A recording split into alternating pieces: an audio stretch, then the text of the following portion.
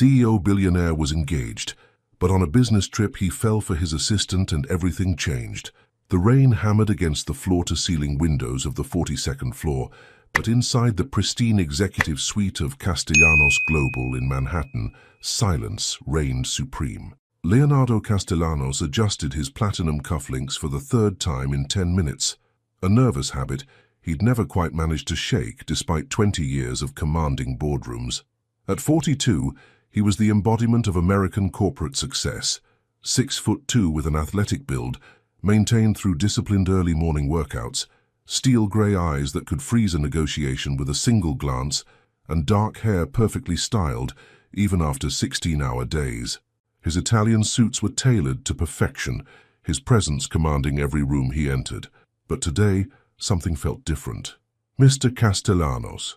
The voice belonged to his longtime secretary, Margaret, who rarely showed emotion. Today, however, concern crept into her typically professional tone. "There's been a situation." Leonardo's jaw tightened imperceptibly. In his world, situations meant millions in potential losses or diplomatic disasters that could tank stock prices. "What kind of situation, Margaret?" "It's about your trip to Barcelona tomorrow, the Renewable Energy Conference." Margaret clutched her tablet like a shield.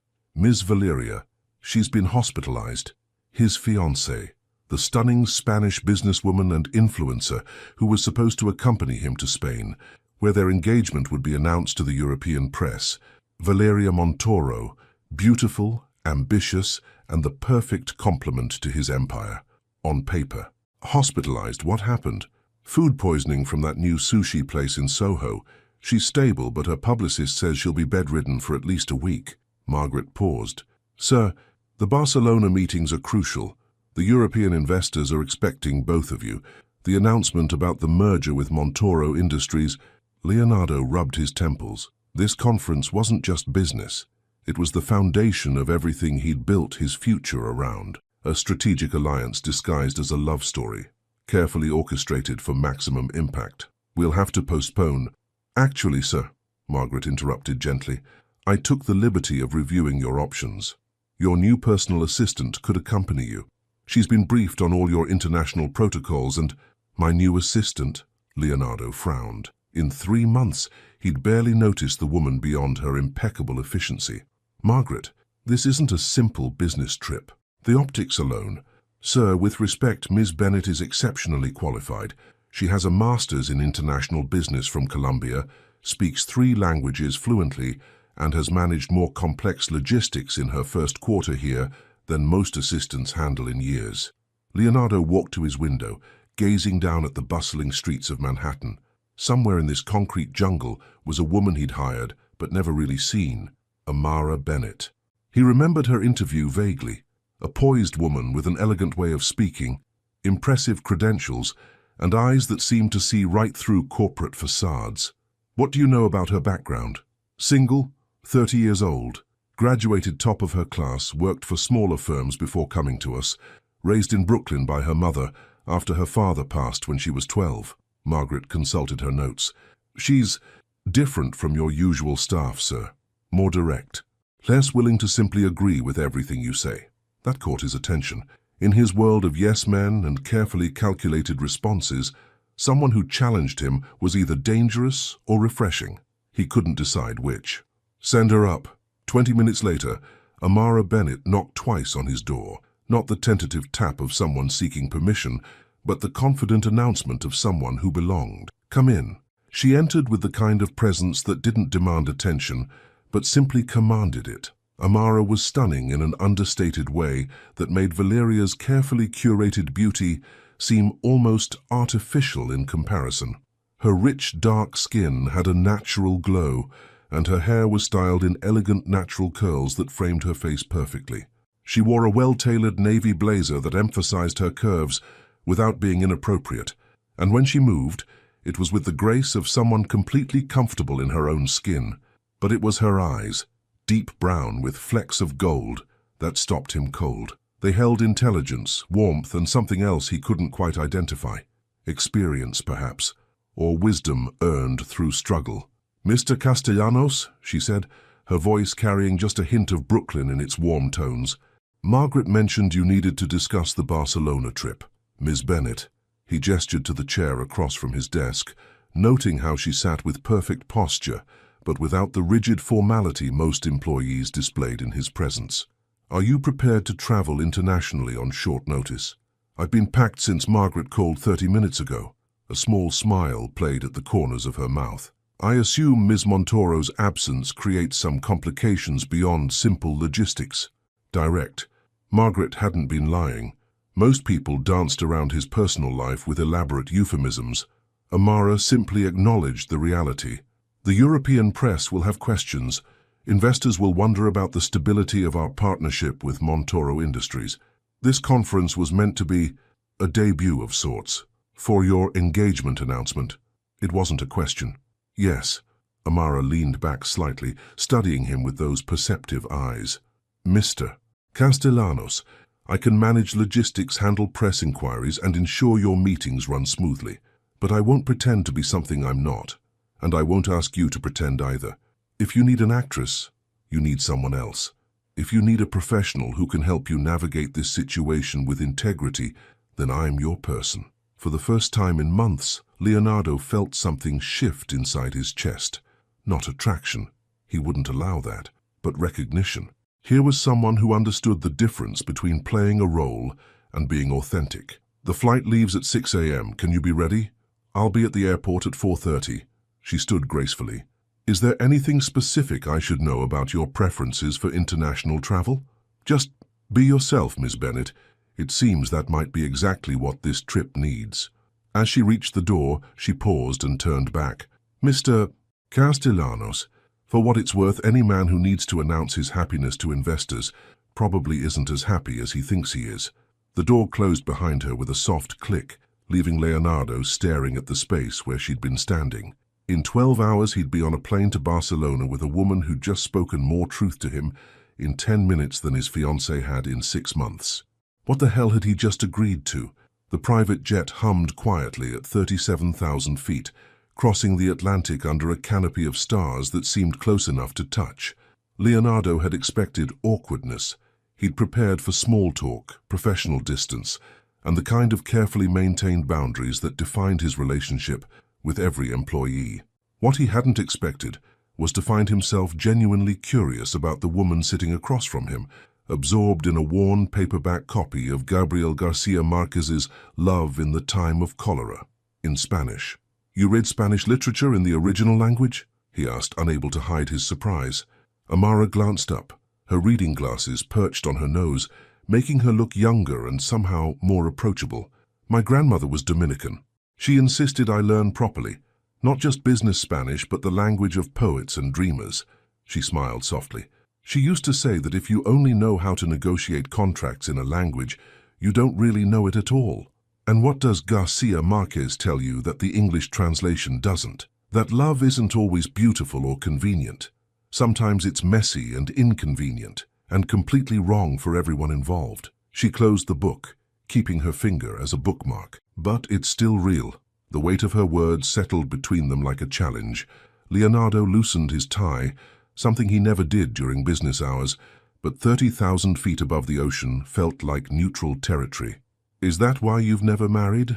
The question slipped out before he could stop himself. "I'm sorry, that was inappropriate." "No, it wasn't." Amara removed her glasses, folding them carefully. "I've never married because I've never met a man who could love me without trying to change me. My last relationship ended because he thought my ambitions were too much for a woman. Apparently, wanting to build something meaningful instead of just being arm candy made me difficult. His loss? Maybe. Or maybe I'm just selective about who gets to know the real me." She studied his face in the dim cabin lighting. "What about you, Mr. Castellanos? Are you marrying for love or strategy?" The directness of her question should have offended him, should have reminded him of boundaries and professional distance. Instead, it felt like relief, someone finally asking what everyone was thinking. 6 months ago, I would have said both. Valeria is compatible with my lifestyle. She understands the demands of business, the need for public appearances, the reality of our social circle. That's not an answer. Leonardo stood, moving to the small bar area of the cabin.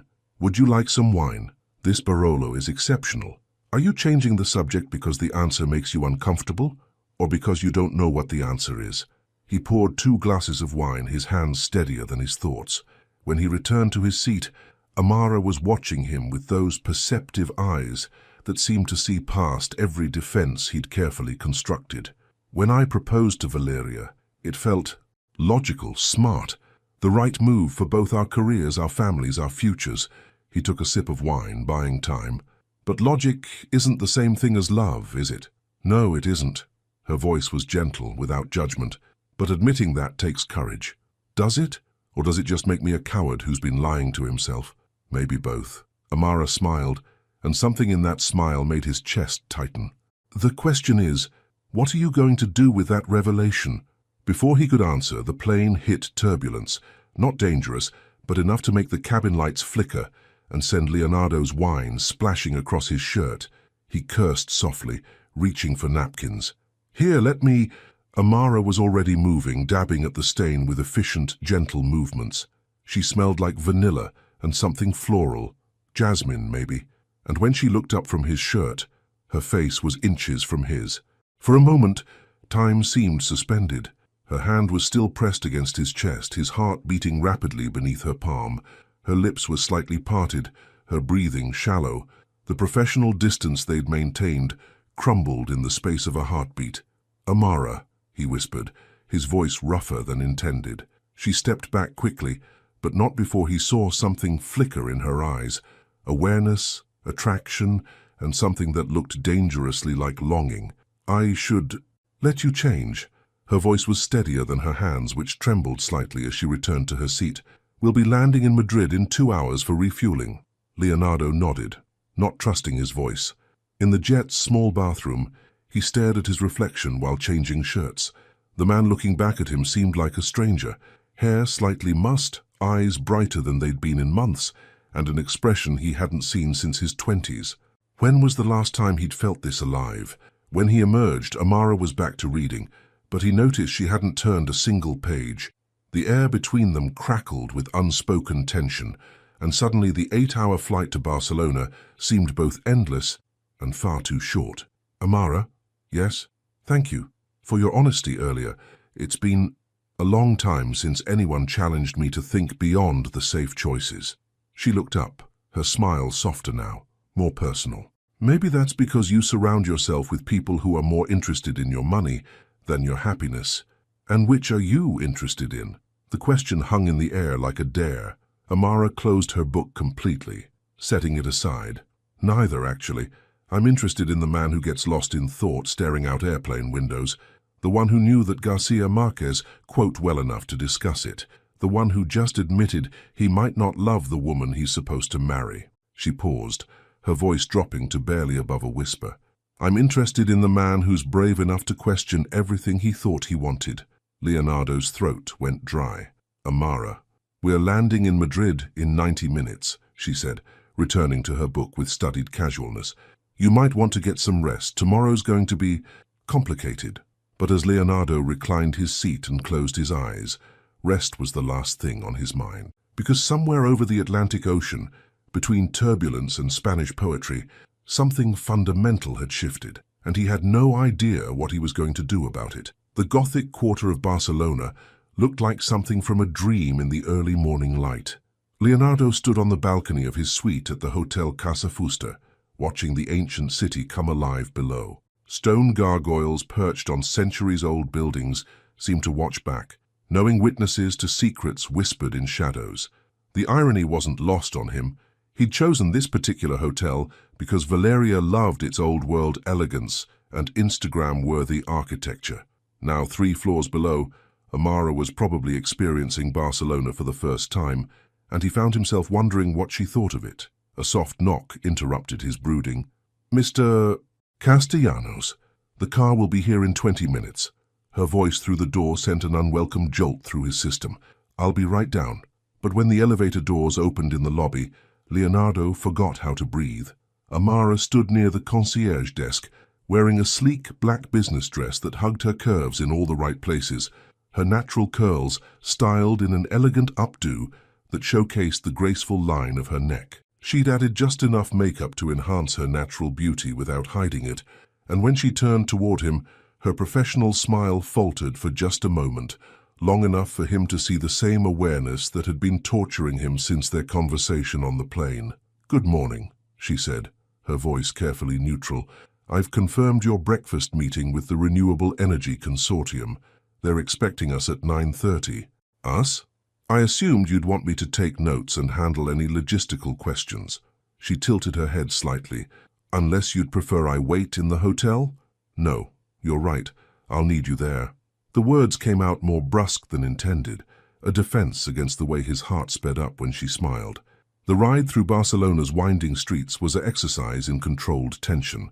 Amara sat across from him in the back of the Mercedes, reviewing his schedule on her tablet, occasionally pointing out landmarks with the enthusiasm of someone who appreciated beauty when she saw it. "The Sagrada Familia is incredible," she murmured, craning her neck to catch a glimpse of Gaudí's masterpiece through the tinted windows.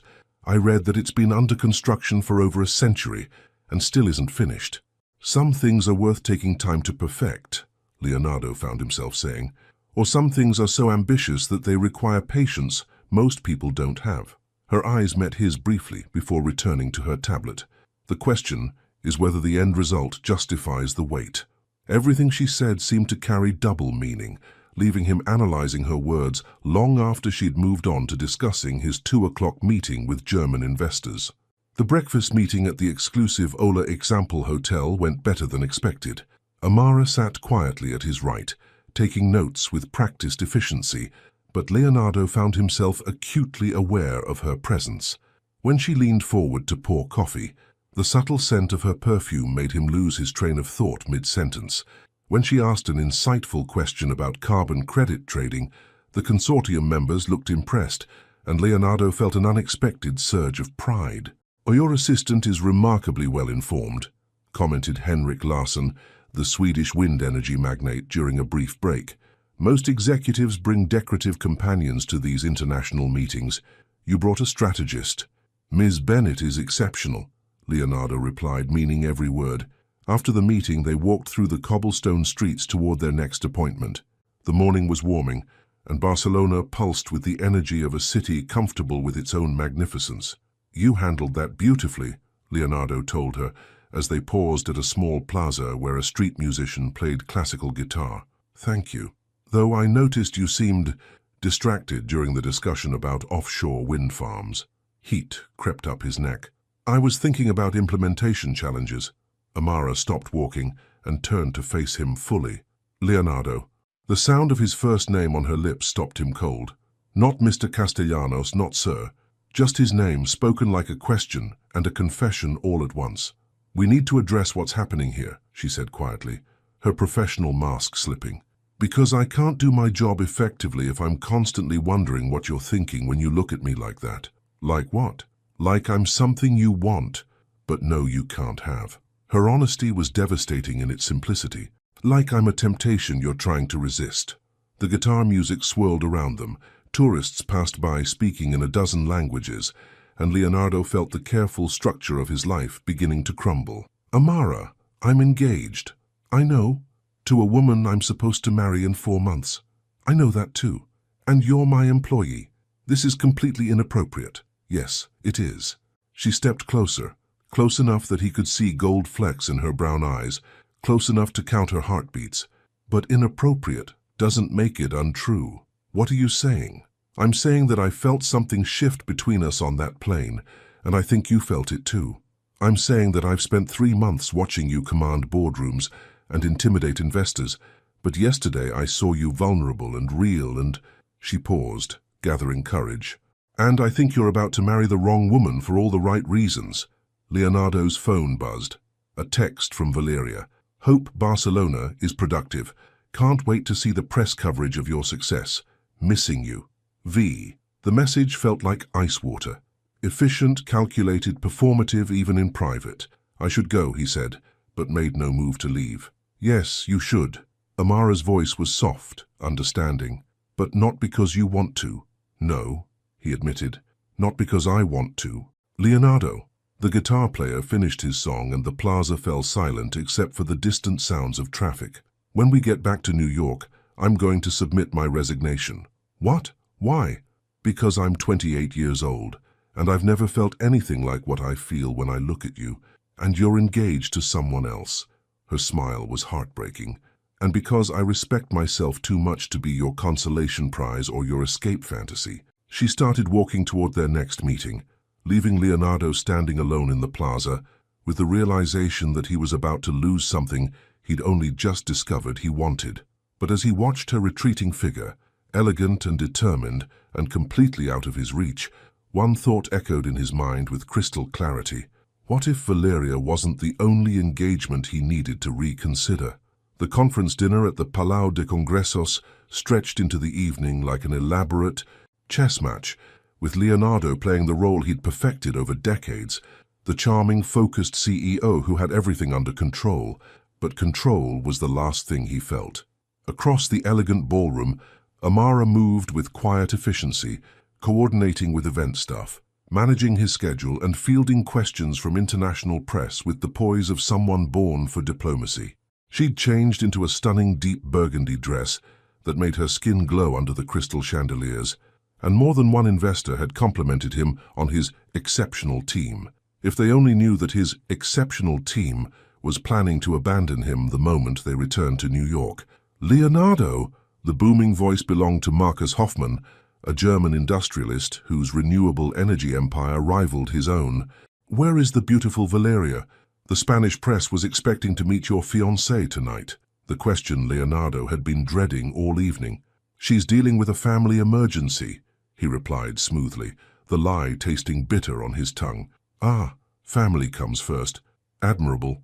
Marcus's eyes tracked to where Amara was gracefully deflecting questions from a persistent journalist. "Though I must say, your assistant is quite remarkable. She speaks fluent German, did you know? Helped clarify some technical points about offshore wind patents with my team earlier. She's very capable. Capable. My friend, she's extraordinary, beautiful, intelligent, professional." Marcus lowered his voice conspiratorially. "If I were not happily married and 30 years younger, I might try to steal her away from you." The possessive surge that shot through Leonardo was immediate and unwelcome.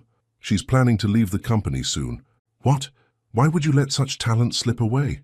"Because I'm falling in love with her and she's too smart to wait around for a man too cowardly to choose happiness over obligation." "Business decisions," Leonardo muttered. The evening dragged on with painful sophistication, champagne toasts, strategic conversations, and the constant awareness of Amara's presence like a magnetic pull he couldn't ignore. By 10:30, the formal dinner was winding down, but the real networking was just beginning in the hotel's exclusive rooftop lounge. Leonardo found himself trapped in a discussion about carbon trading with 3 European ministers when his phone buzzed with a text from Amara. "Flight delay. Weather in NYC. We're stuck here another night. I've booked you a suite at the same hotel." Another night, in Barcelona, with the woman who was systematically dismantling every certainty he'd built his life upon. An hour later, Leonardo escaped the networking session and found himself standing outside Amara's hotel room, his hand raised to knock, his heart hammering against his ribs like a caged bird. When she opened the door, she'd changed into dark jeans and a soft, cream-colored sweater that made her look younger and more approachable. Her hair was down, falling in soft curls around her shoulders, and she'd removed her makeup except for a hint of gloss on her lips. "Leonardo." She didn't seem surprised to see him. "Is everything all right?" "No," he said honestly. "Nothing is all right." She stepped back to let him enter, and he found himself in a smaller but elegantly appointed room with French doors leading to a narrow balcony overlooking the Gothic quarter. "Talk to me," she said simply. "I can't stop thinking about what you said in the plaza, about resigning, about—" He ran his hands through his hair, destroying the perfect style he'd maintained all day. "About everything. That was the point." "Was it? To make me question everything I've worked for?" "No." Amara moved to the balcony doors, gazing out at the illuminated cathedral spires. "It was to make you question whether what you've worked for is actually what you want. And what if I discover it isn't? Then you make different choices." Leonardo joined her at the balcony, the night air cool against his skin. Below them, Barcelona pulsed with life. Couples walking hand in hand through narrow streets, late-night cafes spilling golden light onto cobblestones, the distant sound of laughter and music. "Tell me about your childhood," he said suddenly. Amara glanced at him in surprise. "That's random. Humor me. I want to understand who you are when you're not being my perfect assistant." A small smile played at her lips. "Okay, I grew up in Bed-Stuy, Brooklyn. Small apartment, big dreams. My mom worked 2 jobs to keep us afloat after Dad died, cleaning offices at night, working at a daycare during the day. I learned early that nothing gets handed to you. Is that why you're so driven?" "Partly, but mostly because I watched my mother sacrifice everything for me, and I wanted to make sure it mattered." Her voice softened. "She used to tell me that the most dangerous thing a woman could do was make herself small for a man's comfort, that if someone couldn't handle my ambition, my intelligence, my dreams, then they weren't worthy of my love." Smart woman. The smartest. Amara's eyes grew distant. "She's fighting breast cancer now. Has been for 8 months. That's why I work so hard, save every penny. Treatment is expensive, even with insurance." The revelation hit Leonardo like a physical blow. Here he'd been, assuming her dedication was about career advancement, when it was about something far more fundamental: love, family, survival. "Amara, I had no idea. If you need time off, if there's anything the company can do—" "No." Her voice was firm but not unkind. "I don't want your pity or your charity. I want to earn what I need, and I want to do it with dignity. It's not charity. It's you trying to fix things because that's what powerful men do when they feel guilty." She turned to face him fully. "But you can't fix this, Leonardo. You can't fix my mom's cancer. You can't fix your loveless engagement. And you can't fix whatever this is between us with money or grand gestures. Then what can I fix? Nothing. Some things can't be fixed. They can only be felt, or chosen, or walked away from." The silence stretched between them, heavy with possibility and regret. A church bell tolled midnight somewhere in the distance. "I don't want to walk away from you," Leonardo said quietly. "I know." Amara's voice was barely a whisper. "But you're going to, because you're scared of what choosing me would cost you, and I'm tired of being someone's secret what-if." She was right, and they both knew it. But as Leonardo looked into her eyes, seeing strength and vulnerability in equal measure, one truth crystallized with startling clarity. He was tired of being scared. "What if I wasn't going to walk away?" he asked. "What if I was thinking about staying? Then I'd say you're not thinking clearly." But her breath caught slightly, betraying her. Maybe thinking clearly is overrated. Leonardo stepped closer, close enough to see her pulse fluttering at her throat, close enough to catch the scent of her perfume mixed with something uniquely her. "Leonardo, I know all the reasons this is impossible. I know about Valeria, about my reputation, about the complications, but I also know that I've never felt more like myself than I have these past 2 days with you. And what about tomorrow? What about when we go back to New York and reality sets in?" "I don't know," he admitted, "but I'm tired of making decisions based on fear instead of feeling." Amara looked at him for a long moment, and he could see the war playing out behind her eyes. Desire versus self-preservation, hope versus hard-earned wisdom. "If I let you stay," she said finally, "if I let this happen, I need you to understand something. I'm not interested in being your secret. I'm not interested in being the other woman while you figure out what you really want. If you're here because you've already decided, not because you're still deciding." The ultimatum hung in the air between them like a bridge, one he could cross or burn but not ignore. Leonardo looked into her eyes and saw his future reflected there, uncertain, complicated, but real in a way nothing had been for years. "I've decided," he whispered, and then he kissed her. The first thing Leonardo noticed when consciousness crept back was the unfamiliar softness of morning light filtering through sheer curtains. The second was the warmth of bare skin against his chest, and the third, with a jolt that made his heart race, was the cascade of dark curls spilling across his shoulder. Amara. The night came rushing back in vivid fragments, her lips against his, the way she'd whispered his name like a prayer, the feeling of walls he'd spent decades building crumbling in the space of heartbeats.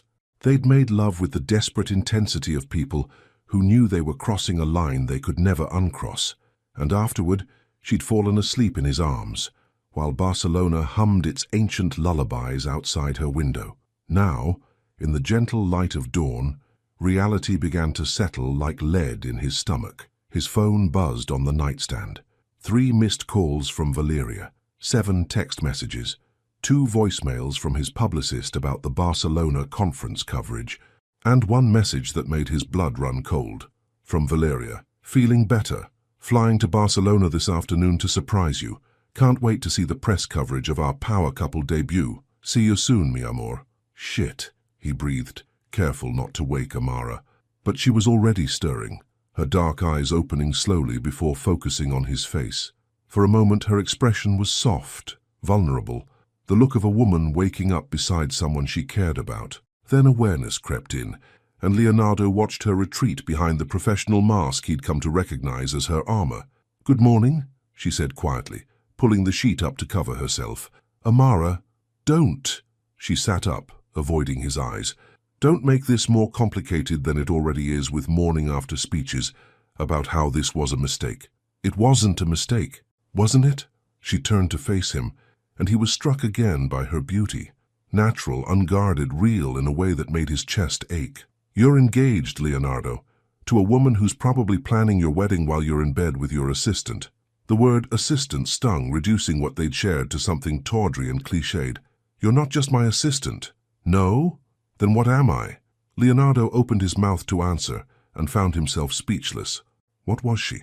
The woman he was falling in love with? The person who made him question everything he thought he wanted? The most dangerous temptation of his carefully controlled life? "I don't know," he admitted. Amara's laugh was bitter. "At least you're honest."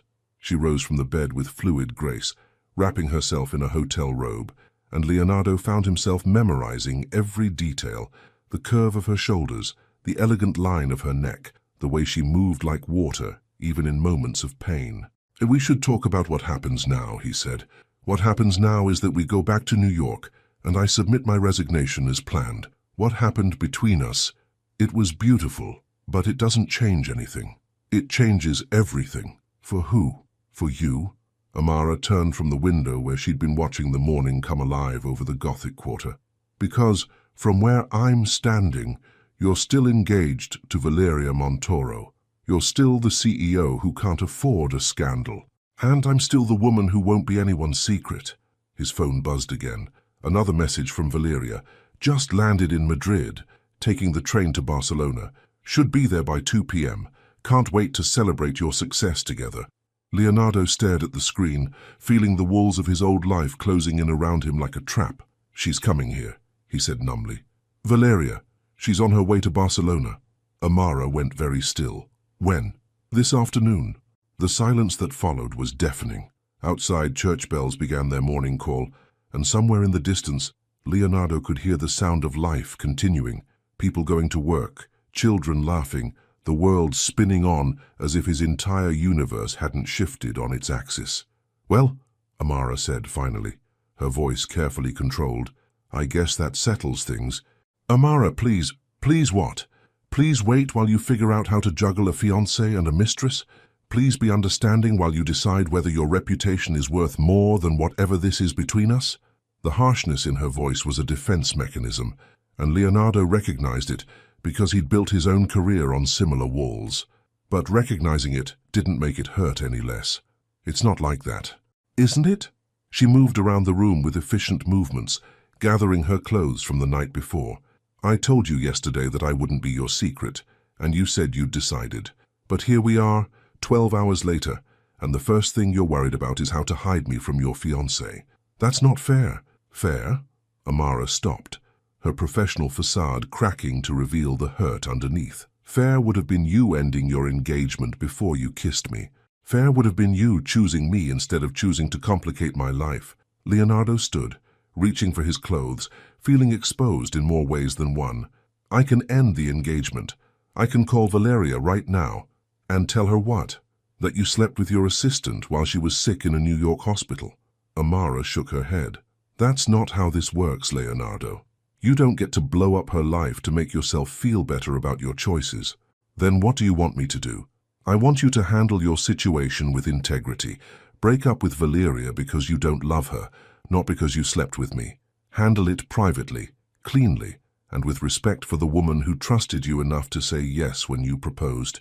The wisdom in her words was devastating, because it was absolutely right. Valeria deserved better than a man who'd checked out of their relationship emotionally months ago. She deserved better than a public humiliation, or a relationship that had become a business transaction disguised as love. And us? He asked quietly. There is no us. Not until you figure out who you are when you're not engaged to someone else. Amara was fully dressed now, her hair smoothed back into a professional style, her mask firmly in place. I meant what I said about resigning. When we get back to New York, I'm done. Don't do this. Don't punish us both because I'm handling this badly. I'm not punishing anyone. I'm protecting myself. She moved toward the door, then paused. Leonardo, what we shared was real. Don't cheapen it by making it about anything other than two people connecting in a way that surprised them both. But don't make it about more than it can be right now either.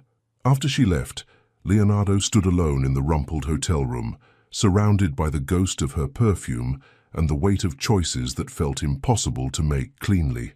His phone rang. Valeria's name flashed on the screen. Hello, mi amor, she purred when he answered. I'm so excited to see you.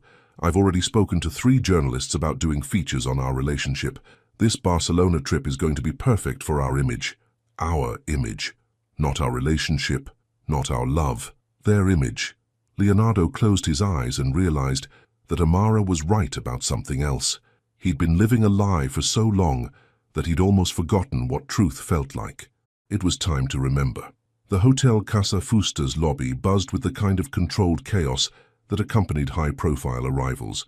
Photographers lingered near the entrance, hotel staff whispered in rapid Spanish, and Leonardo stood near the marble reception desk, feeling like an actor who'd forgotten his lines.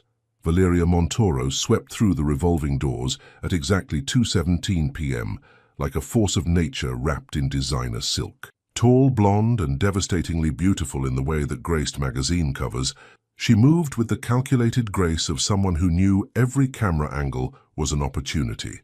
Her recovery from food poisoning seemed complete, if it had ever been more than a convenient excuse to avoid a trip she'd deemed not worth her time, until the press possibilities became clear. Leonardo! Her voice carried across the lobby, turning heads and causing phones to discreetly point in their direction. She rushed toward him with arms outstretched, her smile perfect for the cameras she knew were watching. He caught her in what looked like an embrace, but felt like a performance, breathing in her familiar perfume, expensive, sophisticated, and somehow artificial after the natural sweetness of jasmine he'd woken up to that morning. Valeria, you look... He searched for words that wouldn't be lies. You look completely recovered. The miracle of good genetics and better doctors, she laughed, the sound bright and hollow. I couldn't stay away once I realized how important this Barcelona conference was for our future. The Spanish press has been calling all morning. Everyone wants to interview the power couple reshaping renewable energy. Our future. The words felt foreign on his tongue as he kissed her cheek for the benefit of watching eyes. Mr. Castellanos? The voice belonged to Amara, who approached with professional composure that gave no hint of the intimacy they'd shared hours earlier. She'd changed into a crisp white blouse and navy blazer, her hair pulled back in a severe bun that seemed designed to erase any trace of the woman who'd laughed softly in his arms the night before. Miss Bennett, he managed, his voice rougher than intended. Valeria's gaze shifted to Amara, with the kind of assessment that happened in milliseconds but registered everything: attractiveness, intelligence, potential threat level. Leonardo watched the calculation happen behind his fiancée's perfect smile. And you must be the assistant, Valeria said, extending a manicured hand. I've heard so much about your efficiency. Ms. Montoro. Amara's handshake was firm, professional, giving nothing away. Welcome to Barcelona. I hope your recovery has been complete. Oh, completely. Though I'm sure Leonardo managed just fine without me. Valeria's arm slipped possessively through his. He's always been wonderfully self-sufficient. Haven't you, darling? The endearment felt like broken glass in Leonardo's chest, especially with Amara standing close enough to hear every word. He caught a flicker of something in her eyes, pain, maybe, or disappointment, before her professional mask slammed back into place. "I should let you both get settled," Amara said smoothly. "Your dinner reservations are confirmed for 8 p.m. at Disfrutar. The car will be ready at 7:30. She turned to leave, but Valeria's voice stopped her. "Oh, Ms. Bennett, I do hope you'll join us for dinner. I'd love to get to know the woman who's been taking such good care of my fiancé." The invitation was honey-coated poison, delivered with a smile that didn't reach Valeria's eyes. Leonardo felt his stomach clench as he watched Amara process the request, knowing she was trapped between professional obligation and personal torture. "That's very kind, but I typically don't—" "I insist," Valeria continued. "Consider it a celebration dinner. After all, Leonardo's success in Barcelona is a victory for all of us, don't you think?" Amara's gaze flicked to Leonardo, and in that brief moment, he saw everything she didn't say. "How dare you let her put me in this position? How can you stand there and say nothing while she toys with me?" "Of course," Amara replied evenly. "I'd be honored." 3 hours later, Leonardo sat in one of Barcelona's most exclusive restaurants, watching two women navigate a conversation that was really a carefully orchestrated war. Valeria had changed into a stunning red dress that commanded attention from every corner of the restaurant. She held court like the social media queen she was, regaling them with stories of her latest business ventures, her upcoming fashion collaborations, and the wedding plans she'd been perfecting during her recovery. "I've been thinking we should move the date up," she said, cutting into her perfectly prepared sea base. "Why wait until December? September would be divine. Just think of the lighting for photographs." Leonardo's wine glass froze halfway to his lips. "Move it up? 3 months instead of 6. We're both established in our careers. We know what we want." Her smile was radiant and completely impersonal. "Plus, the press coverage of our Barcelona success would be perfect timing for engagement announcements." Across the table, Amara maintained her professional composure, but Leonardo caught the way her fingers tightened around her water glass, the slight tension in her shoulders that spoke of someone enduring exquisite torture with grace. "That's sudden," he managed. "The best decisions usually are." Valeria reached for his hand, her diamond engagement ring catching the candlelight. "Don't you think, Miss Bennett, sometimes when you know something is right, waiting just seems silly?" Amara looked directly at Leonardo for the first time all evening, and her eyes held a message as clear as spoken words. "This is what you chose. This is what you're going back to." "I think," Amara said carefully, "that timing is crucial in all important decisions. Rushing can lead to complications, or it can lead to happiness." Valeria's laugh was musical and completely artificial. "I've never been one to overthink things. Life is too short to waste time on uncertainty, don't you agree, Leonardo?" The question hung in the air like a challenge. Leonardo looked at his fiancée, beautiful, successful, socially perfect, and realized that everything about their relationship had been about image, timing, and strategic advantage. When had he stopped seeing her as a person and started seeing her as a business partnership? When had he ever really seen her at all? "Sometimes," he said slowly, "uncertainty means you're paying attention to what really matters." Valeria's smile faltered slightly. "That's very philosophical for a Tuesday night." "Barcelona has that effect on people," Amara interjected smoothly. "The city has a way of making you question assumptions." "Does it?" Valeria's gaze sharpened. "And what assumptions have you questioned during your time here, Ms. Bennett?" The question was loaded with subtext that made Leonardo's chest tighten. Amara held Valeria's stare with steady composure. "I've learned that sometimes the most professional thing you can do is recognize when a situation isn't sustainable." "How intriguing. And what makes a situation unsustainable?" "When maintaining it requires compromising your integrity." The silence that followed was deafening. Valeria's smile remained perfect, but her eyes had gone cold. Leonardo felt like he was watching a chess match where he understood neither the rules nor the stakes. "Well," Valeria said finally, "I suppose we all have our principles." "Yes," Amara replied quietly. "We do." Leonardo's phone buzzed with a text message. Without thinking, he glanced down and felt the blood drain from his face. The message was from Henrik Larsson, the German industrialist from the morning's meeting. "Leonardo, the most extraordinary thing. I just discovered that your brilliant assistant speaks fluent German, Spanish, and French. My wife and I would love to offer her a position with our Berlin headquarters. Is she available for poaching? We could triple her salary." He looked up to find both women watching him, Valeria with curious expectation and Amara with something that looked like resignation. "Everything all right, darling?" Valeria asked. Leonardo stared at the phone, then at Amara, then at his fiancée, and realized that the ground beneath his perfectly constructed life was shifting in ways he could no longer control. "Actually," he said, his voice steadier than his hands, "I think we need to talk." The silence in Leonardo's hotel suite felt thick enough to cut with a knife. Valeria paced near the floor-to-ceiling windows, her red dress a stark contrast against the Barcelona skyline, twinkling in the darkness below.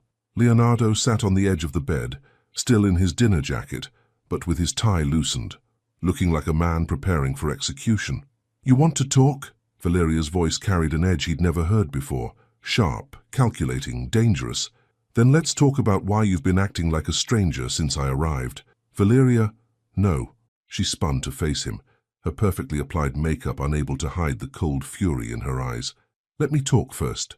I flew here to surprise the man I'm supposed to marry in 3 months, and instead I find this, whatever this is." "What do you mean?" "Don't insult my intelligence, Leonardo." Valeria moved closer, her heels clicking against the marble floor with military precision. "I've built a career reading people, understanding subtext, recognizing when someone is lying to me. And you, mi amor, have been lying since the moment I walked into that lobby." Leonardo's throat felt dry as desert sand. "I haven't lied to you, haven't you? Then look me in the eye and tell me nothing has changed between us." He met her gaze and found himself unable to speak. The truth sat in his chest like a stone, too heavy to lift, too honest to voice. Valeria's laugh was bitter. "That's what I thought. Val, listen." "No, you listen." Her voice dropped to a whisper that somehow felt more threatening than shouting. "I know about your assistant." The words hit Leonardo like a physical blow. "What? Did you really think you could hide it? The way you look at her? The way she looks at you when she thinks no one is watching?" Valeria pulled out her phone, swiping through photos. "I have very good sources, Leonardo. Very thorough sources." She turned the screen toward him, and Leonardo's heart stopped. There, in crystal-clear resolution, was a photograph of him and Amara on the plaza yesterday, standing close, intimate, his hand reaching toward her face in what had been a moment of pure connection. "Where did you get this? Does it matter? The point is, it exists, along with several others." Valeria's smile was sharp as a blade. "The question is, what are we going to do about it?" "Valeria, I can explain." "Can you? Can you explain why you're emotionally cheating on me with your employee? Can you explain why I had to find out about it from a private investigator instead of from my own fiancé?" "A private investigator?" Leonardo stood, his shock genuine. "You had me followed?" "I had you protected." Valeria's voice remained cool, controlled. "My publicist suggested it after your first day here. The Spanish press can be creative with their stories. We needed to make sure there were no surprises that could damage our brand. Our brand, not our relationship. Their brand." "Jesus, Valeria, do you hear yourself? I hear a woman protecting her investment." She slipped the phone back into her purse, her movements calculated and precise. "And make no mistake, Leonardo, this engagement is an investment, for both of us." "Is that all it's ever been to you?" For the first time since arriving in Barcelona, Valeria's perfect composure cracked slightly. "Don't you dare make me the villain here. You're the one who proposed to me. You're the one who said you wanted a partner who understood your world, your ambitions, your need for someone who could match your success. I thought I did want that. And now you want what? To throw away everything we've built for a few nights with your secretary? She's not just—" Leonardo caught himself, but not quickly enough. "Not just what? Not just a secretary? Not just an employee?" Valeria's eyes glittered with something between fury and triumph. "Then what is she, Leonardo? What is she that I'm not?" The question hung in the air like a challenge, and Leonardo found himself face to face with a truth he'd been avoiding for months. Valeria had never been the woman he loved. She'd been the woman he thought he should love, the one who fit perfectly into the life he'd built, who complemented his success without challenging his soul. Amara was everything Valeria wasn't, real, unpredictable, unimpressed by his wealth and power. She saw him, not his portfolio. She challenged him, not his bank account. "She's honest," he said quietly. Valeria recoiled as if he'd slapped her.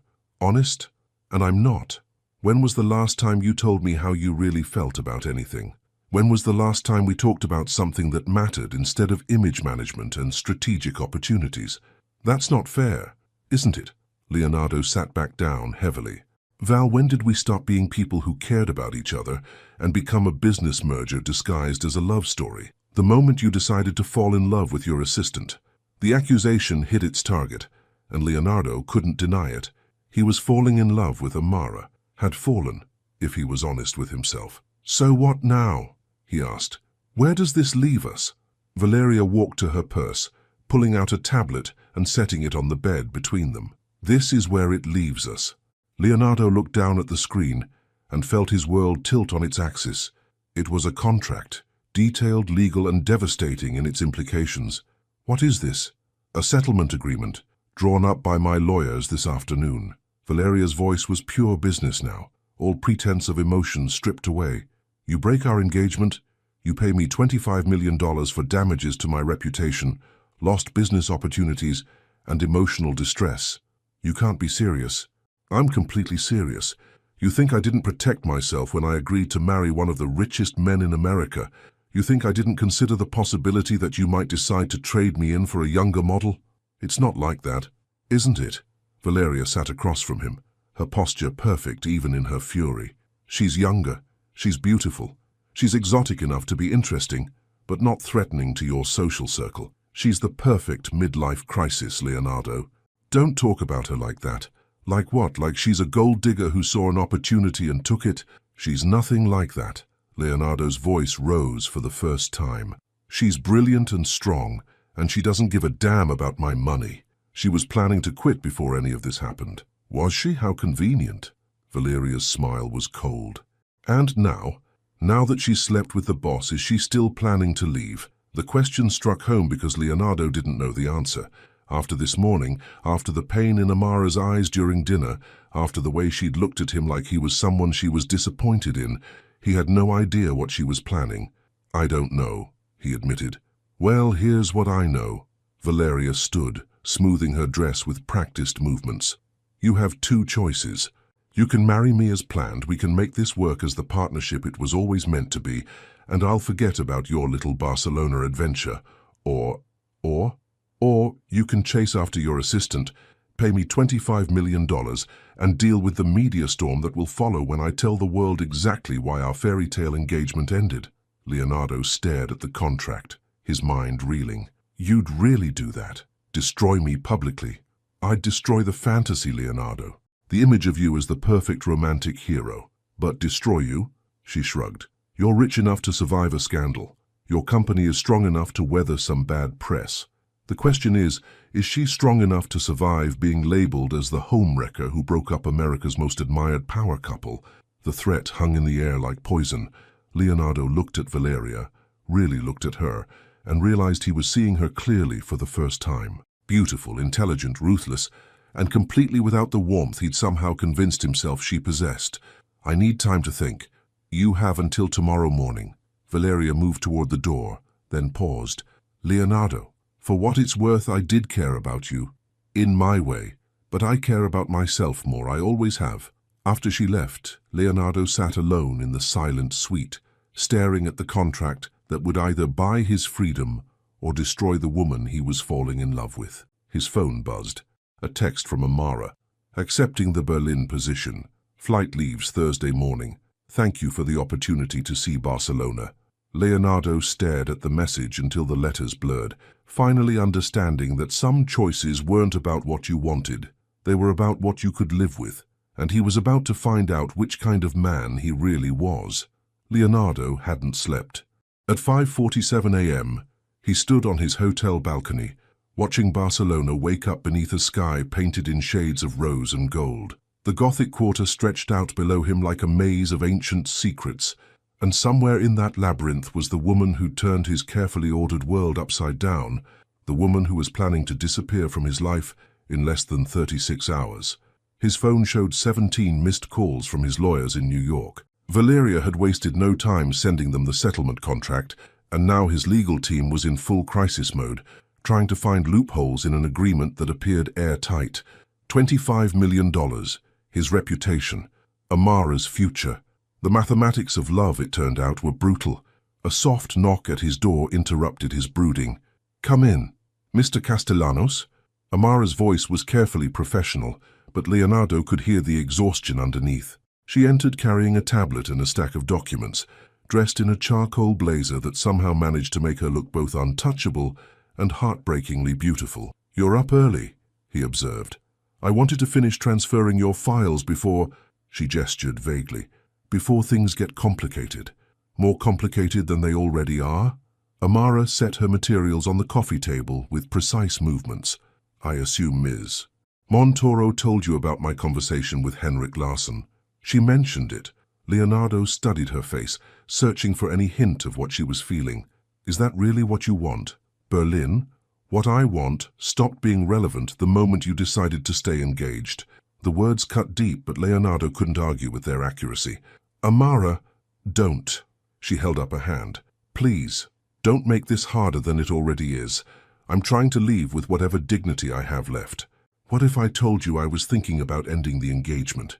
Amara's composure cracked slightly. "Are you?" Leonardo moved closer, close enough to see the faint circles under her eyes that suggested her night had been as sleepless as his. "What if I was willing to pay whatever price necessary to be with you? Then I'd say you haven't thought through what that price might be." Her voice was soft, but firm. "Leonardo, I know about the contract." "You know?" His blood went cold. "How? Hotel walls are thinner than you think, and Valeria's voice carries when she's angry." Amara sat heavily on the sofa, suddenly looking older than her 30 years. $25 million. Public scandal. Media destruction of the woman who stole America's most eligible bachelor. "I don't care about the money, but I care about the rest of it." Amara looked directly at him, her dark eyes filled with pain and resolve. "I care about my mother, who's already fighting the battle of her life without having to see her daughter's face plastered across tabloids as a homewrecker. I care about my career, my reputation, my ability to build something meaningful with my life that isn't defined by being someone's mistress." "You wouldn't be my mistress. You'd be, what? Your girlfriend? Your partner? The woman everyone whispers about at business functions?" Amara shook her head. "I won't live in the shadow of your past choices, Leonardo. I won't be the consolation prize you chose after your perfect engagement fell apart. That's not what you are, isn't it? Because from where I'm sitting it feels exactly like that." Leonardo sat beside her on the sofa, careful to maintain distance but close enough to see the tears she was fighting not to shed. "What if we could start over? What if we could find a way to build something without all this baggage?" "How?" "Your face is on magazine covers with her. Your engagement was announced in the Wall Street Journal. You can't just pretend the last 6 months didn't happen." "I could try, and I could let you." Amara's voice was barely above a whisper. "I could let you blow up your life for me, pay millions of dollars to escape a relationship you should never have entered, and then spend the rest of our time together wondering if you resent me for what it cost you. I would never. You might. Maybe not today, maybe not next year, but someday when the bills come due, literal or metaphorical, you might look at me and wonder if I was worth it." The honesty of her words was devastating, because Leonardo couldn't guarantee she was wrong. He wanted to believe he would never regret choosing her, but how could he promise something he'd never tested? "So what are you saying? That we give up? That we pretend this never happened?" "I'm saying that maybe loving someone means protecting them from the wreckage of your past mistakes." Amara stood, moving to the window where golden morning light painted her skin like honey. "I'm saying that Berlin might be the kindest choice for both of us." "Das kind." Leonardo felt something snap inside his chest. "Kind for who? For you, hiding in another country? For me, marrying a woman I don't love? For Valeria, getting exactly what she wants? For everyone who won't get destroyed by the scandal that follows if you choose me? And what about what we want? What about what we feel for each other?" Amara turned from the window, and Leonardo saw his own heartbreak reflected in her eyes. "Sometimes what we want and what we can have are different things." "That's bullshit. Leonardo stood, his careful composure finally cracking. That's the kind of thing people say when they're too scared to fight for what matters. Scared? Amara's voice rose for the first time. You think I'm scared? I'm terrified, Leonardo. I'm terrified of loving you so much that I'd let you destroy yourself trying to be with me. I'm terrified of becoming the reason you lose everything you've worked for. I'm terrified of waking up in 5 years and realizing that we built our love on the ruins of other people's lives. So you'd rather run away? I'd rather leave while I can still remember this as something beautiful instead of something that became ugly. The silence that followed felt final, like the closing of a door that might never open again. Leonardo looked at the woman who'd changed everything for him in the space of 3 days and realized that loving someone sometimes meant accepting their choice, even when it tore your heart apart. When does your flight leave? He asked quietly. Tomorrow morning, 9:15. Will you? He cleared his throat. Will you let me drive you to the airport? Leonardo, please, just let me do that much. Amara studied his face for a long moment, and he saw the exact moment she made her decision. Okay, but just to the airport, not goodbye. Not goodbye, he agreed, though they both knew that's exactly what it would be. After she left, Leonardo sat alone in his suite with Valeria's contract spread across the coffee table like a death sentence. $25 million to buy his freedom. $25 million to choose love over logic, desire over duty. He picked up his phone and dialed his lawyer in New York. Morrison, it's Leonardo. I need you to do something for me. Sir, about this contract, we're still reviewing the terms, but I don't want you to review it. I want you to pay it. The silence on the other end of the line stretched long enough that Leonardo wondered if the call had dropped. Sir, did you say pay it? Every penny. Whatever it takes to end this engagement cleanly and legally. I want it done today. Mr. Castellanos, that's $25 million. I know what it is. I also know what it buys me. Leonardo hung up and walked back to the balcony, watching Barcelona come alive beneath him. Somewhere in the city, Amara was probably packing, probably wondering if she'd made the right choice. In 18 hours, he'd find out if he had. The Barcelona El Prat airport bustled with the controlled chaos of international departures, but Leonardo heard none of it. His world had narrowed to the woman sitting beside him in the black Mercedes, staring out the window at the Spanish countryside, rushing past like a life she was leaving behind. Amara wore a simple navy dress and a cream cardigan, her natural curls pulled back in a low ponytail that made her look younger and more vulnerable than he'd ever seen her. A single piece of luggage sat in the trunk. Everything else, she'd told him quietly, would be shipped later. You don't have to come to the gate, she said without turning from the window. The driver can take you back to the hotel. I want to come. Leonardo, please. His voice cracked slightly on the word. Let me see you off properly.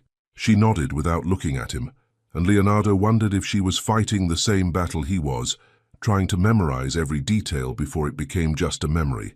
His phone had been buzzing all morning, Valeria's lawyers confirming the settlement transfer, his own legal team expressing bewilderment at his decision, Henrik Larsson calling to congratulate him on letting that exceptional woman accept our offer. Each notification felt like another nail in the coffin of what might have been. The worst had been the message from his publicist. Valeria just posted to Instagram. The breakup is official. Press conference scheduled for 3 p.m. Are you prepared for the storm? He wasn't prepared for anything except watching the woman he loved disappear into the sky. Gate B47, Amara said as they entered the departures terminal. Lufthansa Flight 342 to Berlin. Leonardo nodded, his throat too tight for words. Around them, travelers rushed past with the urgency of people who knew where they belonged. He envied them their certainty. They walked through security in silence, past duty-free shops and cafes, past families saying tearful goodbyes, and business people checking emails with practiced indifference. When they reached her gate, Leonardo realized he wasn't ready for this moment. Might never be ready for it. Boarding begins in 30 minutes, Amara observed, checking her phone. Amara. Leonardo turned to face her fully, drinking in every detail. The way her eyes held flecks of gold in the airport lighting, the soft curve of her mouth, the elegant line of her neck. I need you to know something. Don't. Please don't make this harder. I paid it. The words came out in a rush. The settlement, $25 million. I paid it this morning. Amara's face went completely still. You did what? I ended the engagement. Valeria got her money, I got my freedom, and in about 2 hours the press is going to know that Leonardo Castellanos is no longer engaged to be married. Leonardo, she sat down heavily in one of the uncomfortable airport chairs. Why would you do that?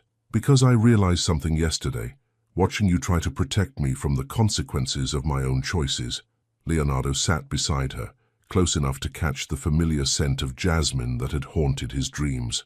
I realized that I've spent my entire adult life making safe decisions, building a safe life, choosing safe people who wouldn't challenge me or change me or make me risk anything that really mattered.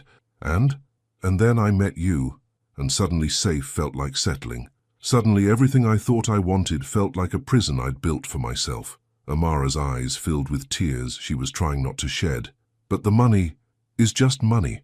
I've got plenty of it, and I'll make more. Leonardo reached for her hands, relief flooding through him when she didn't pull away. What I can't make more of is time with you.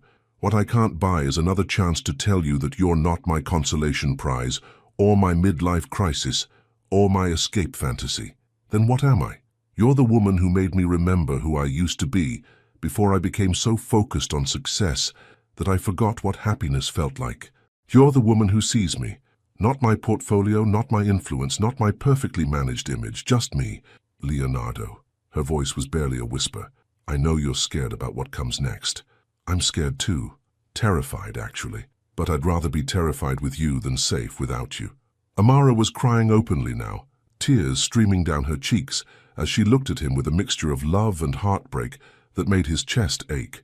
The Berlin job, she began, is an incredible opportunity with people who recognize your worth. If that's what you want, if that's the future that makes you happy, then I'll support your decision. But if there's any part of you that wants to try building something with me, something real and messy and complicated and beautiful, then don't get on that plane. The scandal will be massive and ridiculous, and we'll survive it together. The press will get bored and move on to the next story. My mother will meet the man who loves her daughter and hopefully decide he's worthy of her. Amara laughed through her tears, a sound so beautiful that Leonardo wanted to bottle it and carry it with him forever. You really paid $25 million to end your engagement? Best money I ever spent. You're completely insane, probably, but I'm insane about you. Over the airport intercom, a voice announced in Spanish, English, and German, Lufthansa Flight 342 to Berlin now boarding at Gate B47. Please have your boarding passes ready. Amara looked toward the gate, then back at Leonardo, then at the boarding pass trembling in her hands. If I stay, she said slowly, if I don't get on that plane, what happens then? Then we figure it out together. One day at a time, one choice at a time, one challenge at a time. No guarantees? No guarantees except that I'll choose you every day for as long as you'll let me. Final boarding call for Lufthansa Flight 342 to Berlin. All passengers should be on board at this time. Amara stood, her boarding pass still clutched in her hand, and Leonardo felt his heart suspend its beating. She walked toward the gate, her heels clicking against the polished floor, and for a moment he was certain he'd lost her. Then she stopped. Slowly, deliberately, she tore the boarding pass in half. She turned back to Leonardo, her smile radiant through her tears, and said the words that would change everything. So, what happens now? Leonardo rose from his chair, crossed the small distance between them, and kissed her with all the desperate relief of a man who'd just been granted a second chance at happiness. When they broke apart, both breathing hard, both laughing and crying at the same time, Leonardo whispered against her forehead, "Now we go home, and we build something beautiful."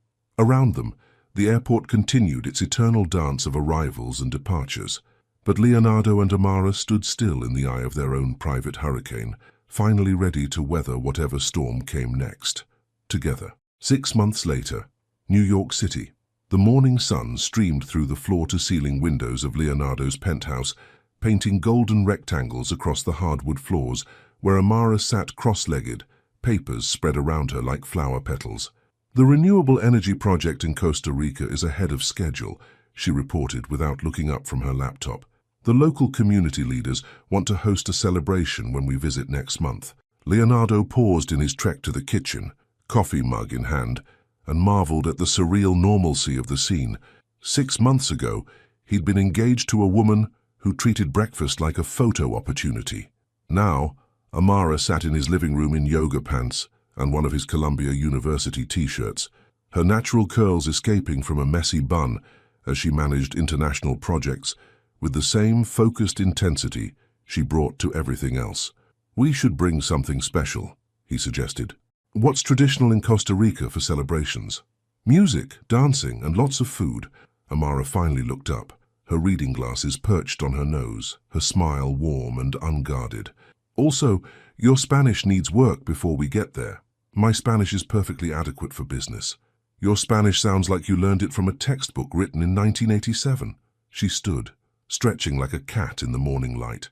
"Which you probably did." Leonardo set down his coffee and moved toward her, drawn by the magnetic pull that had never faded, despite 6 months of morning routines and shared grocery lists and all the beautiful mundane details of building a life together. "Maybe you could tutor me," he suggested, wrapping his arms around her waist. "Maybe I could." She stood on her tiptoes to kiss him softly. "But I charge very high rates for private lessons." "How high?" Amara pretended to consider this seriously. "Dinner at that little Italian place in Brooklyn, the one where your credit cards don't impress anyone and the owner's grandmother still makes the pasta by hand." "Done." Leonardo kissed her forehead, then her nose, then her lips. "Though I should warn you, the paparazzi still follow us sometimes." "Let them. Maybe Nonna will yell at them in Italian."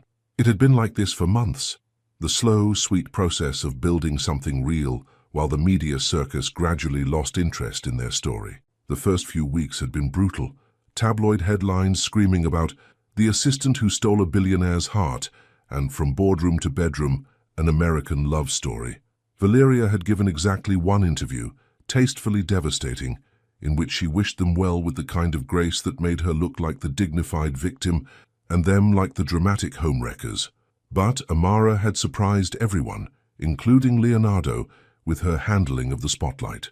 She'd refused to hide, refused to apologize, and refused to play the role of either the gold-digging seductress or the innocent victim.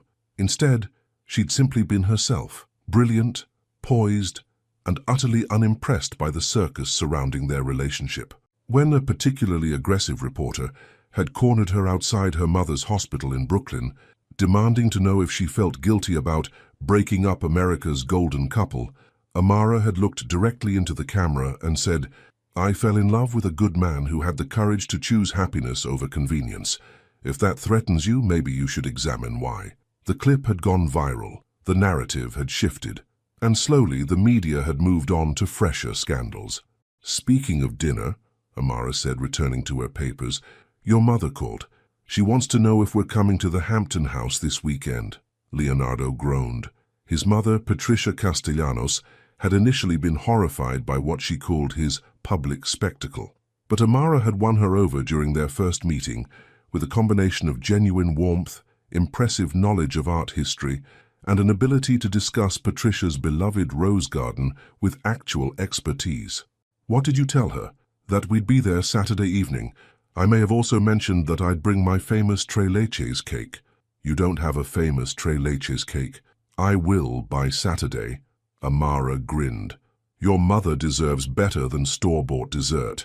This was who she was, the woman who learned to make elaborate cakes to impress his mother, who spoke 3 languages fluently, but still blushed when he complimented her intelligence, who had turned down Henrik Larsson's job offer in Berlin, but accepted his invitation to consult on renewable energy projects across Europe.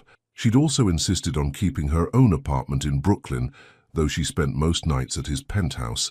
"I need to know I'm here because I want to be," she'd explained, "not because I have nowhere else to go." Leonardo understood.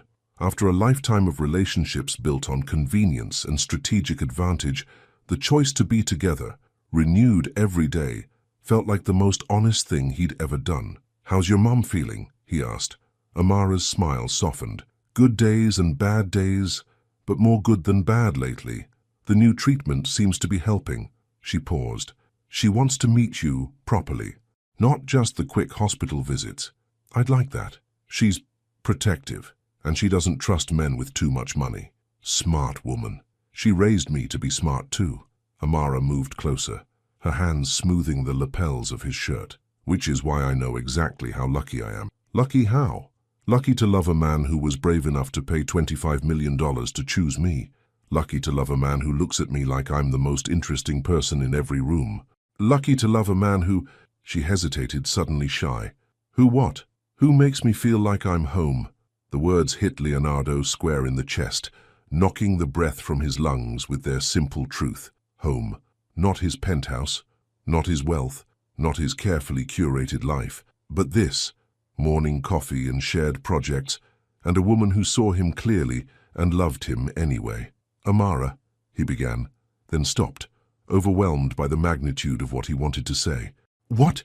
Instead of speaking, Leonardo walked to his desk, opened the top drawer, and pulled out a small velvet box that had been waiting there for 3 weeks. Amara's eyes went wide. Leonardo, I know we've talked about this, he said, his heart hammering against his ribs. About taking things slow, about not rushing into anything that looks like what I had before. Leonardo, but this isn't what I had before. This isn't about image or strategy or convenience.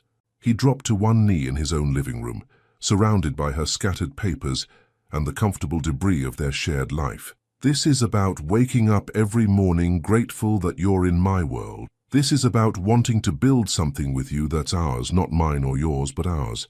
Amara's hands flew to her mouth, tears already streaming down her cheeks. This is about loving you so much that $25 million felt like pocket change compared to the cost of losing you. Leonardo opened the box to reveal a ring he'd had designed specifically for her, elegant but not ostentatious, with a center stone the color of whiskey and gold that matched her eyes. Amara Bennett, will you marry me? Not for the press or the photos or because it makes sense on paper, but because I can't imagine my life without your laughter in it. Yes. The word came out as a sob. Yes, yes, of course, yes. Leonardo slipped the ring onto her finger with hands that shook slightly, then stood and caught her as she launched herself into his arms. They spun around the sun-drenched living room, both laughing and crying, both dizzy with the simple miracle of being chosen and choosing in return. I love you, Amara whispered against his neck. I love you so much it terrifies me. Good, Leonardo whispered back. Being terrified means we're doing something that matters. Later, much later, they lay tangled together on the sofa, Amara's engagement ring catching the afternoon light as she traced patterns on Leonardo's chest. So what happens now? She asked, echoing her question from the Barcelona airport. Now we plan a wedding that's actually about us instead of everyone else. Small, intimate. Your mother will hate that. My mother will survive. What matters is what we want. Amara lifted her head to look at him, her expression serious. What I want is to marry you in front of the people who love us for who we actually are. What I want is to promise you forever, in a way that feels real, not performed. What else do you want? I want to keep working on projects that matter. I want to travel with you and build things together and maybe, she blushed, maybe someday have a family that knows what real love looks like. All of that sounds perfect. Even the family part. That's still theoretical. Especially the family part. Leonardo kissed the top of her head. I want to give our kids what I never had. Parents who chose each other every day, not just on their wedding day. As the sun began to set over Manhattan, painting their living room in shades of amber and rose, Leonardo held the woman he loved and marveled at the strange mathematics of the heart. He'd started this journey engaged to the wrong woman for all the right reasons, and ended it engaged to the right woman despite every possible complication. The press would have questions. His board might have concerns. There would be prenups and logistics and all the tedious details that came with merging two lives. But none of that mattered compared to the weight of Amara's engagement ring on her finger and the promise it represented, not just of marriage but of choosing love over fear, authenticity over image, and each other over everything else the world might offer. Leonardo, Amara's voice was drowsy with contentment. Thank you. For what? For being brave enough to choose me, for being brave enough to choose us. Leonardo tightened his arms around her. breathing in the scent of jasmine and vanilla and home. "Thank you," he replied, "for being worth choosing." Outside, New York City hummed its eternal song of ambition and possibility. Inside, two people who'd found their way to each other, despite every obstacle, held each other close and dreamed of all the beautiful tomorrows still to come. 2 years later, Tuscany, Italy, September. The vineyard stretched out like a patchwork quilt across the rolling hills, heavy with grapes ready for harvest and drenched in the golden light that only Italy seemed capable of producing. Leonardo stood on the stone terrace of the villa they'd rented for their second anniversary, watching his wife move through the garden below with the easy grace that still stopped his heart after all this time. Amara wore a flowing sundress the color of sunset, her natural curls catching the breeze as she laughed at something his mother was saying about the ancient olive trees. In her arms, their 6-month-old daughter Isabella gurgled happily, tiny hands reaching for the dancing shadows of leaves overhead. "She's going to be as beautiful as her mother," Patricia Castellanos observed, her voice carrying up to where Leonardo stood. "And twice as stubborn, if the way she refuses to take bottles from anyone but Amara is any indication." "Stubborn runs in the family," Amara replied, adjusting Isabella's sun hat with practiced ease.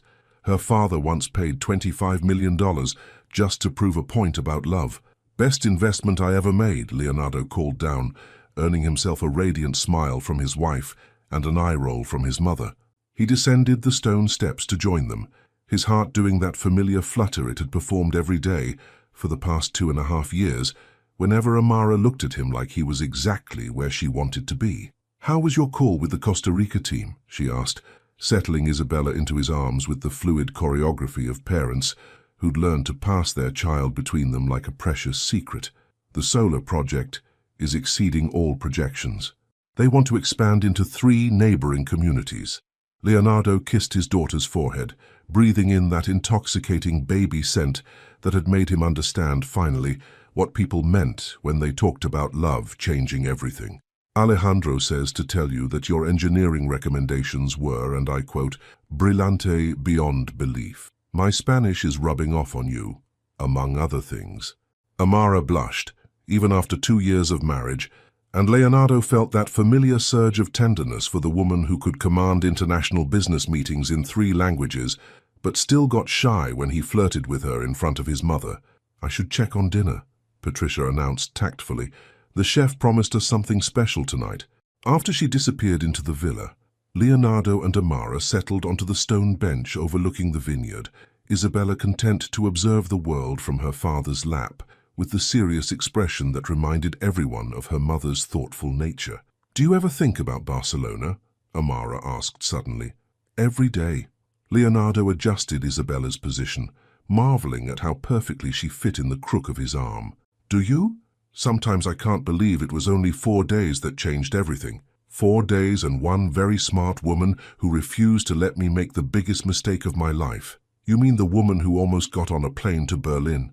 The woman who was brave enough to tear up a boarding pass and trust me with her heart?" Amara leaned against his shoulder, and they sat in comfortable silence, watching the sun begin its descent toward the horizon. Isabella dozed in Leonardo's arms, her tiny fist curled around his finger, with the unconscious trust that never failed to humble him. "I got a call today too," Amara said eventually. "From Valeria." Leonardo tensed slightly. "Really? She's engaged. To a tech entrepreneur in Silicon Valley. Apparently it's a perfect strategic alliance, according to her publicist." Amara's voice held no bitterness, only a kind of bemused affection. "She wanted to congratulate us on Isabella, and to say that she hopes we're happy." "Are you happy, I mean?" Amara lifted her head to look at him, and Leonardo saw his entire world reflected in her dark eyes. Their daughter, their home, their imperfect and beautiful life together. "Leonardo Castellanos," she said solemnly, "I am so happy it scares me sometimes." "Good scared or bad scared?" "Good scared. The kind that reminds you not to take any of it for granted." Isabella stirred in Leonardo's arms, opening eyes that were already showing hints of her mother's warm brown with flecks of her father's grey. She looked between her parents with the grave attention of someone taking important notes, then gifted them with one of her rare, gummy smiles. "She knows," Amara whispered. "She knows she's loved. She should. She's got the two most devoted parents in Italy right now. Just Italy? Fine. Europe. Just Europe? Leonardo kissed his wife's temple, breathing in the scent of jasmine and vanilla that had become synonymous with home. The world, Mrs. Castellanos. She's got the two most devoted parents in the world. As the Italian sunset painted the sky in shades of rose and gold, Leonardo held his family close and marveled at the circuitous path that had led him here. From a sterile engagement built on strategy to a marriage built on truth. From a life carefully constructed to impress others to a life joyfully shared with the people who mattered most. His phone buzzed with the day's final business messages, but he ignored it. Tomorrow there would be conference calls and project meetings, and all the beautiful complexity of building sustainable energy solutions across 3 continents. Tonight there was only this: his wife's laughter as Isabella grabbed a handful of his shirt, his mother's voice drifting from the villa as she sang old Italian songs, and the profound contentment of a man who had learned the difference between success and happiness. "What are you thinking about?" Amara asked. "I'm thinking about how different this is from what I thought I wanted. Better or worse? Impossible to compare. It's like..." Leonardo searched for the right words. "It's like I was colorblind before and I thought I was seeing the whole spectrum, but I was only seeing shades of gray. And now? Now I see everything." Isabella chose that moment to reach for her mother, and Amara gathered their daughter into her arms with the natural grace that had captivated Leonardo from their very first meeting. Watching them together, his brilliant, beautiful wife and their perfect, impossible daughter, Leonardo felt the same overwhelming gratitude that had become his daily prayer. "Leonardo?" Amara's voice was soft, thoughtful. "Do you think we'll tell Isabella the whole story someday? About Barcelona, about Valeria, about how we almost didn't happen?" Leonardo considered this, watching his daughter's tiny fingers explore her mother's face with scientific curiosity. "I think we'll tell her that love isn't always convenient or easy or logical, that sometimes the best things in life require courage and sacrifice and the willingness to disappoint people who want you to choose safety over truth. And that her parents were brave enough to choose each other, even when it was complicated, especially when it was complicated." Amara smiled, the expression so radiant that Leonardo felt his heart skip a beat, just as it had in that Barcelona hotel lobby 2.5 years ago. "I love our story," she said simply. "Even the messy parts. Especially the messy parts. They make the beautiful parts mean more." As night fell over the Tuscan hills and the first stars appeared in the darkening sky, the Castellanos family made their way back to the villa, where Patricia was indeed preparing something special. Not just dinner, but the kind of evening that becomes a treasured memory, the kind that gets recalled decades later with wonder and gratitude. Later, much later, after Isabella had been fed and bathed and sung to sleep in her travel crib, Leonardo and Amara sat on their bedroom balcony sharing a bottle of Chianti and planning their next adventure. Costa Rica in October, Amara mused. Isabella's first passport stamp. She's going to be a world traveler before she can walk. She's going to know that love isn't limited by geography or circumstances or other people's expectations. She's going to know, Leonardo agreed, pulling his wife closer, that when you find someone worth fighting for, you fight. And when you find someone worth building with, you build. And when you find someone worth choosing every single day, you choose them, Amara finished. Every single day. They sat in comfortable silence, listening to the night sounds of the Italian countryside and the soft breathing of their daughter through the open bedroom door. Tomorrow would bring new challenges, new projects, new opportunities to make a difference in the world, but tonight they had everything they needed. "Amara?" Leonardo's voice was barely above a whisper. "Yes? Thank you. For what this time? For tearing up that boarding pass, for taking a chance on us, for making me braver than I ever thought I could be." Amara turned in his arms, her face luminous in the moonlight, and kissed him with the same passion and tenderness that had defined their love from the very beginning. "Thank you," she whispered against his lips, "for being worth the risk." In the distance, church bells chimed midnight, marking the end of another perfect day in their imperfect, beautiful, extraordinary life together. A message from the heart. Sometimes love arrives like a storm, sudden, overwhelming, changing everything in its path. Sometimes it arrives like sunrise, gradual, inevitable, illuminating what was always meant to be. For Leonardo and Amara, love arrived like Barcelona itself, ancient and modern, complicated and simple, challenging them to see past their fears and choose what their hearts knew to be true. Their story reminds us that the most meaningful relationships aren't built on convenience or strategy, but on the courage to be vulnerable with someone who sees us clearly and loves us anyway. That sometimes the best decisions are the scariest ones. That love worth having is love worth fighting for. Would you have had the courage to tear up that boarding pass? Would you have chosen love over security, truth over convenience, the unknown over the familiar? Your thoughts and stories matter to us. Please share them in the comments below. Every love story is unique, but the courage it takes to write one is universal. Thank you so much for watching until the end. If you enjoyed this story, don't forget to subscribe to the channel, leave a like, and comment your thoughts. Your participation is very important to us. See you next time.